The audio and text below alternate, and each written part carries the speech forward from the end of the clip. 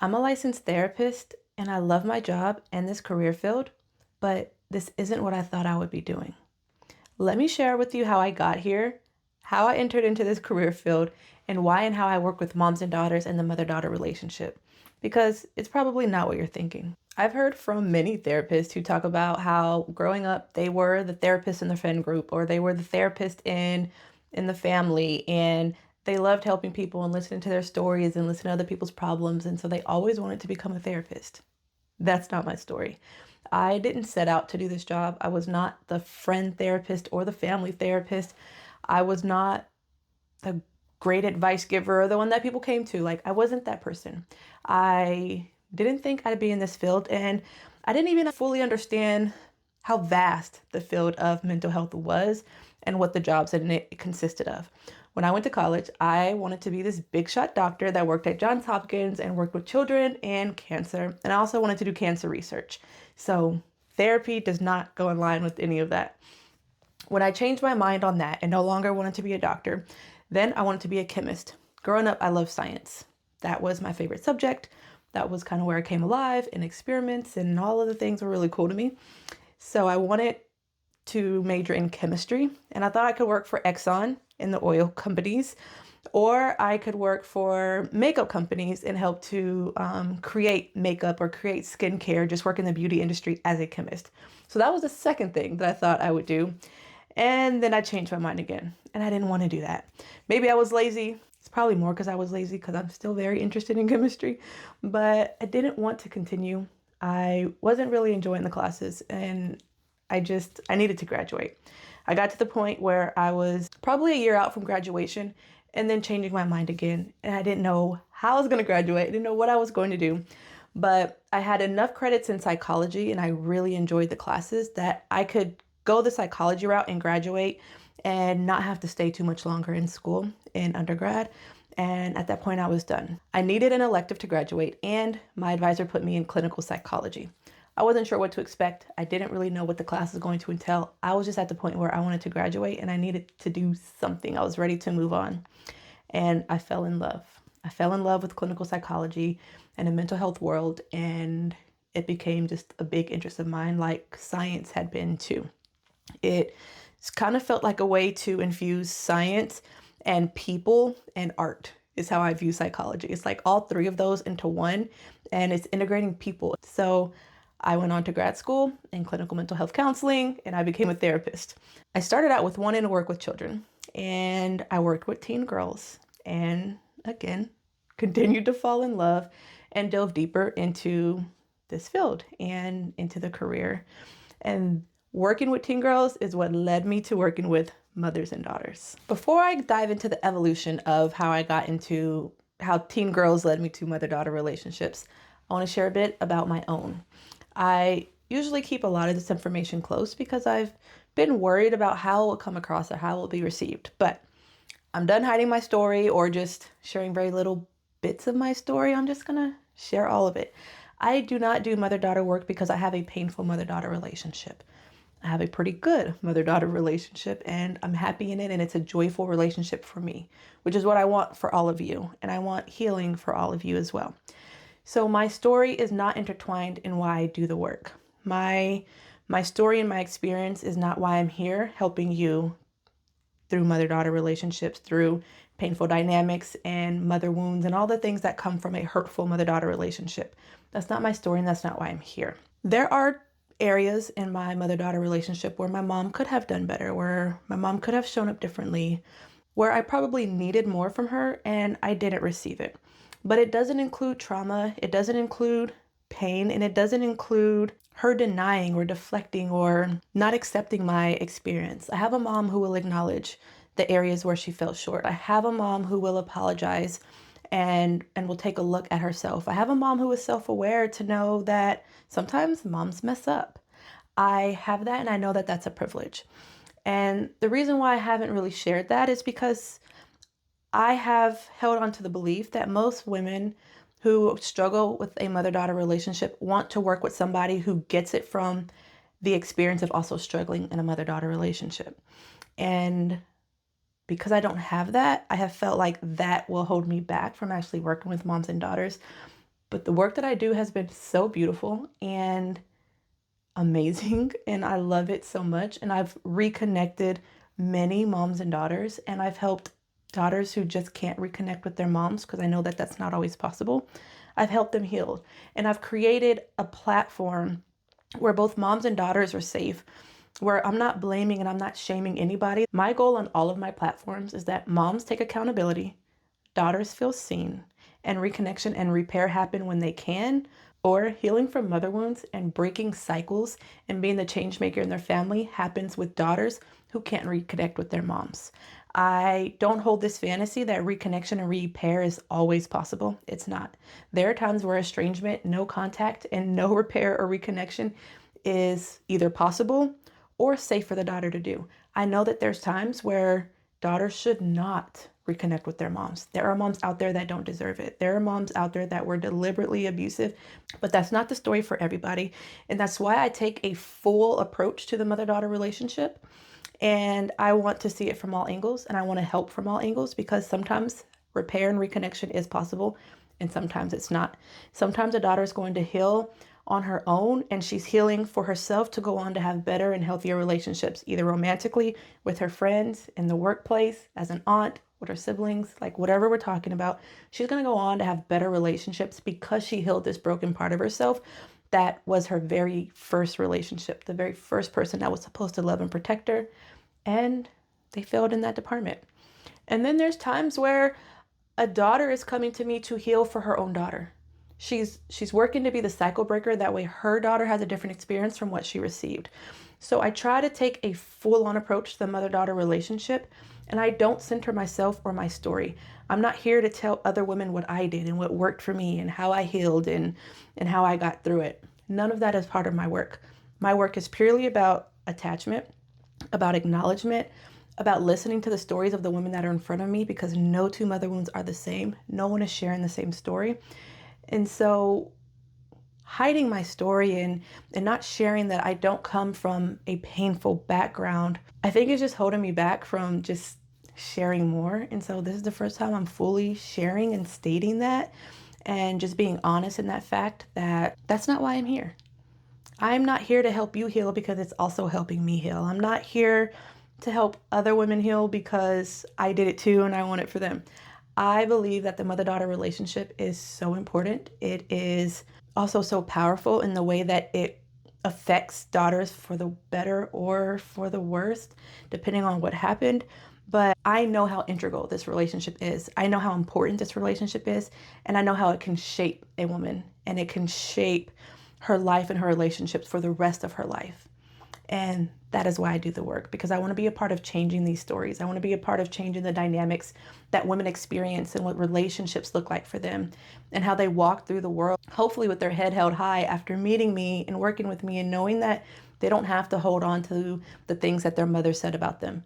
They don't have to hold on to the dynamics that hurt and broke them. We can let go of that. We can unlearn that. You can break free from that, and you can go on to have relationships that are joyful and healthy and have boundaries and light you up.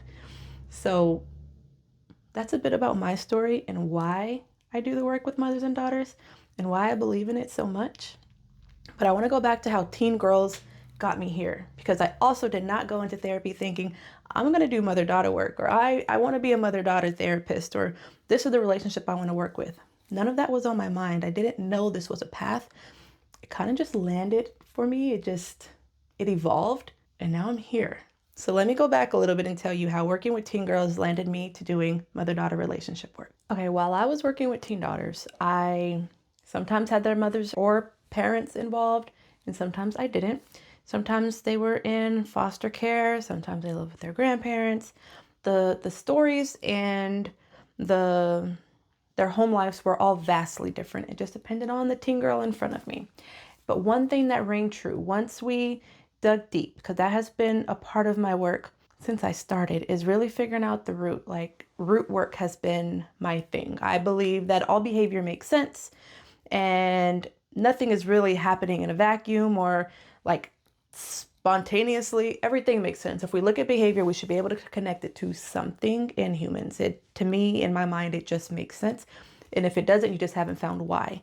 So helping get to the root and really understanding what has happened and what has taken place and why behaviors are the way that they are. What started happening was we started getting down to finding mom was at the center. No matter what the story was, whether mom was there, whether mom had passed, foster care, mom in the home, just not a good relationship, mom and they have a great relationship, but other things outside of them are happening. Whatever the story was, mom was at the center, and she was always at the center no matter what the story being told was. But I didn't know what to do with that. I didn't know how to help daughters heal from that. I didn't know how to fix that. I didn't even know how to address it. I just realized that it was a thing, and it was starting to become a thing with every girl that I worked with. And then I was working with young adult women, so 18, 19, 20, maybe in college, maybe not. But the story was the same. We're doing root work. We're trying to find causes. We're trying to find triggers and what's at the base of this behavior or this experience or the emotion, whatever have you. And mom was at the center. Mom continued to be at the center, no matter what girl or young adult woman I was working with. And I really didn't like that I had a knowledge gap. It was bothering me. It was really driving me insane. I basically got my clients to one place, and sure, we learned a lot of information. They learned a lot about themselves. But then it was like I was leaving them stuck. It was like, okay, what do we do now? What does this mean? Like, what is happening? And all the teen girls weren't really asking me that question, but I could see that it was just like, okay, I don't know what that means. It was more like they kept looking to me for what's next, what happens now, what do I do? And I didn't have the answer. And I didn't like that I didn't have the answer, and it was really frustrating. And so that kind of dove me into the world of mother-daughter relationships. I needed to go learn about attachment. I needed to go learn about why moms and daughters break and what happens, what are these patterns and what are the dynamics, what's happening, because school didn't teach me that. School teaches us about family, but we learn from a patriarchal standpoint. Father is at the center and everything kind of happens around him. A lot of what happens in school is patriarchal, but this was matriarchal, and I didn't know what to do with it. So that is what connected me to mother-daughter relationships. And once I opened up this world and I went down this path of women and girls and the lineage and the things that are passed down between moms and girls, and how when grandma is pregnant with mom's eggs are forming, so granddaughters are already being formed inside of mom. And so if grandma has trauma, then granddaughter can also probably experience some remnants of that trauma without really having the knowledge of it, but our bodies remember. And so just that intergenerational trauma and how things are passed down, it just opened up a whole new world. And that is how I'm sitting here telling you this story today. That is why I'm here today, because it all made sense. And I now believe if you work with women in any kind of mental health capacity, maybe even physical health too, but if you work directly with women in wellness, in the wellness space, you can't leave out the story of her mom. Her mom and her grandma tell a story that's important to her.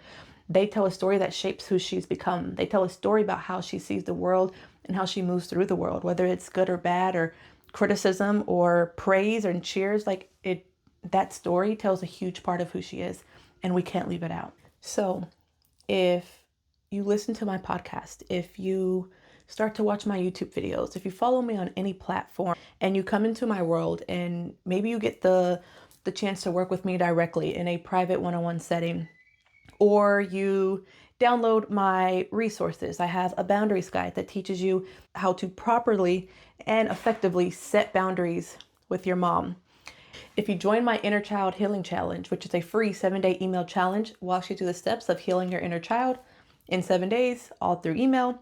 Or if you download my workbook, it's a full guide and workbook on how to break the cycle of the painful dynamics that may have happened in your mother-daughter relationship. So if you enter into my little corner of the internet where I talk about mother-daughter relationships, I talk about mother wounds and dynamics that are painful and how to heal them and how to reconnect and how to keep moms and daughters together, then know that you're coming, because I want to share things that work. I want to share things that help, and I want to teach moms and daughters how to fix the generational patterns, how to break them, how to change them, and how to do things differently from what you experienced, and also how to reconnect back to each other if that's possible for your relationship. Nothing about my little corner of the internet and my world of mother-daughter relationships is about me. It's not about my relationship. It's not about how I've been hurt. I'm not centering myself in this. This is about you and your story and what you need to heal. And I'm here to teach you how to do that and walk you through that path and do what works. I have a framework that has worked for many mothers and daughters, and I've connected many of them back together. And I have a framework that helps daughters to finally see themselves and know that healing is possible and understand their wound and understand who they are and what they need. I have created multiple products. I have a resource library. Some products are free, some products are paid. Along with the products and the things that you can get from me, I work with moms and daughters privately in one-on-one sessions. I work with them in like a 1 to 2 session, so it's me and mom and daughter together, or just a daughter by herself. And I also run groups. That way you can heal alongside other women who are in the same path and walking the same path as you, who may have experienced the same kind of hurt as you, who may know what it was like, who may be able to resonate with your childhood and what you experienced and what you've went through. So that is a bit about me and my story and how I became a therapist and why I've landed on mother-daughter relationships and why I continue to do this work. I believe in it. I believe that healing is possible. And I think that cycle breaking is a real thing, and it can happen if you're intentional about it and if you understand the women that came before you.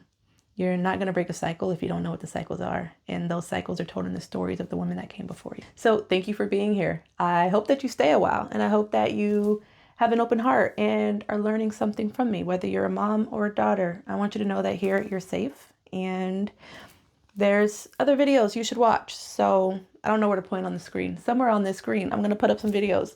You should watch some other things that I've posted and learn more about mother-daughter relationships from me.